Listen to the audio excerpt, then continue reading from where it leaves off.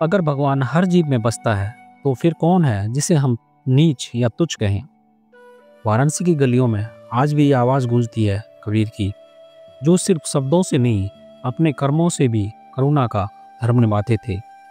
वाराणसी की तंग गलियों में सुबह का कोहरा फैला है, गंगा तट से आरती की ध्वनि आ रही है।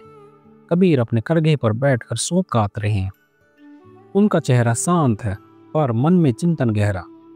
पास ही उनकी शिष्य लोई पूछती है, गुरुदेव, लोग पूजा पाठ में व्यस्त हैं, लेकिन आप किसी देवालय क्यों नहीं जाते।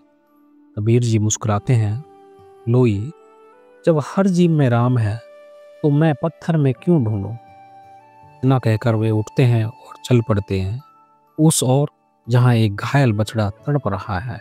सड़क किनारे एक छोटा सा बछड़ा खून से लथपथ पड़ा हुआ है। लोग पास से गुजरते हैं, कोई देखता है, कोई नजर फेर लेता है।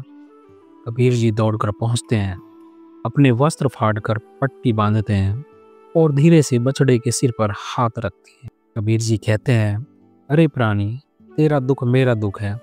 तुझे मारने वाला ये नहीं जानता कि जिसको तू चोट दे रहा है वही परमात्मा है।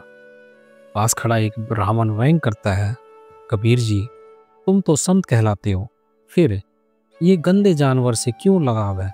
कबीर जी धीरे धीरे कहते हैं, भाई गंदा यह नहीं, गंदा तो वो मन है जो करुणा को तुच्छ समझे। घटना की चर्चा पूरे नगर में फैल गई। कहने लगे, कबीर तो नीच जाति के जानवरों के संग बैठता है, भक्ति नहीं ढोंग करता है। राजा सिकंदर लोधी ने बुलावा भेजा। दरबार में कबीर जी खड़े हैं। राजा पूछता है, कबीर जी, तुम कहते हो हर जीव में भगवान है, क्या उस कीड़े में भी है। कबीर जी झुकते हैं, हाँ, उस कीड़े में भी, उस राजा में भी और इस कबीर में भी। राजा हंस पड़ता है, फिर क्या तुम इन जानवरों को भी मंदिर में ले जाओगे। कबीर जी बोलते हैं, अगर पत्थर में परमात्मा हो सकता है तो जीव में क्यों नहीं। राजा निरुत्तर हो जाता है। एक दिन नगर के कुछ लोग ईर्ष्या में कबीर की परीक्षा लेना चाहते हैं। वे कबीर के दरबार पर एक बकरा छोड़ देते हैं और फिर छिप कर देखते हैं कि कबीर क्या करते हैं। कबीर उस बकरे को सहलाते हैं, उसे रोटी खिलाते हैं और कहते हैं, जा बेटा, तू भी तो उसी ईश्वर की सृष्टि है। लोग बाहर आकर कहते हैं, कबीर, यह बकरा हम जानबूझकर लाए थे ताकि देखें तुम उसे काटोगे या नहीं।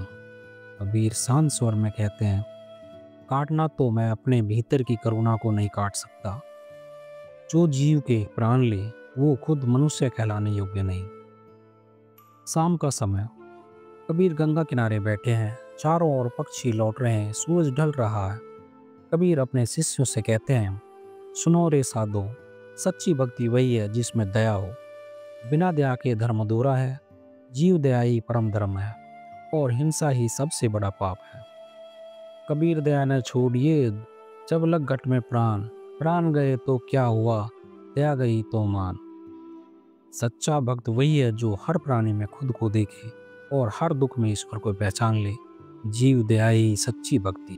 दोस्तों, आपको यह प्रेरणादायक कहानी कैसी लगी, कमेंट करके हमें ज़रूर बताइए। अगर वीडियो अच्छी लगी हो तो इसे लाइक करें, अपने दोस्तों के साथ शेयर करें और हमारे चैनल को सब्सक्राइब करना बिल्कुल न भूलें। आपका समर्थन ही हमें और अच्छी कहानियाँ लाने के लिए प्रेरणा देता है।